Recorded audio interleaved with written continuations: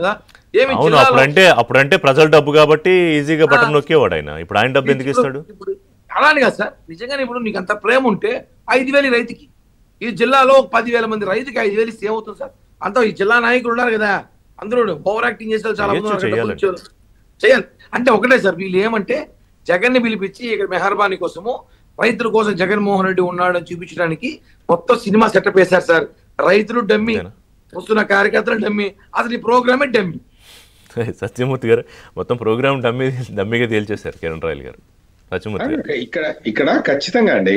ఇప్పుడు తోతాపురి రైతులు వాళ్ళందరూ క్రాప్ అమ్ముకున్న తర్వాత వాళ్ళని ఈ పెద్దిరెడ్డి రామచంద్రారెడ్డి కుటుంబ సభ్యులకు సంబంధించిన ఈ కంపెనీలన్నీ ఎక్స్ప్లాయిట్ చేసేసిన తర్వాత ప్రభుత్వం వీళ్ళు ఎక్స్ప్లాయిట్ చేస్తున్నారని తెలుసుకొని వీళ్ళని ఆదుకున్న తర్వాత జగన్మోహన్ రెడ్డి ఇప్పుడు ఎవరిని పరామర్శించడానికి పోతున్నాడు అదే అంటే యాక్చువల్గా ఇప్పుడు మొత్తం మామిడిపళ్ళకి జ్యూస్ తీసినట్టు పాపం ఈ రైతులు జ్యూస్ పిండేశారు వాళ్ళు ఆల్రెడీ. మీరు చెప్పిన దాన్ని బట్టి పిండేశాడు. వాళ్ళు ఆల్రెడీ ఎక్స్ప్లాయిట్ చేశారు.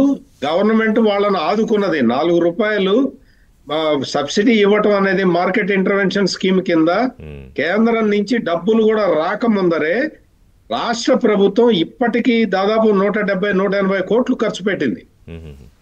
ఇదంతా కూడా చేసిన తర్వాత రైట్. ఇప్పుడు జగన్మోహన్ రెడ్డి వెళ్ళి అంటే వాళ్ళ పల్పు పరిశ్రమలన్నీ కూడా సేఫ్ అని తెలుసుకున్న తర్వాత జగన్మోహన్ రెడ్డి టూర్ పెట్టుకున్నాడండి.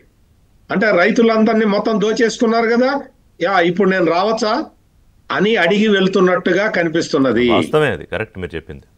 చూద్దాం. ఇక్కడ హోప్ఫుల్లీ మనందరూ అందుకనే ఆశించేది ఏంటంటే ఇవాళ ఎవరికి ఏమి జరగకూడదు, ఎవరు ప్రాణాలు పోకూడదు, ఎవరు ఆ కార్ల కింద టైర్ల కింద పడి నలగకూడదు అని కోరుకుందాం. అంతకన్నా మరి మనం ఏం చేయగలం? మిగతాది అధికారులు చేసుకుంటారు వాళ్ళ పని, నిబంధనలు ఉల్లంఘిస్తే. చూద్దాం. Thank you very much.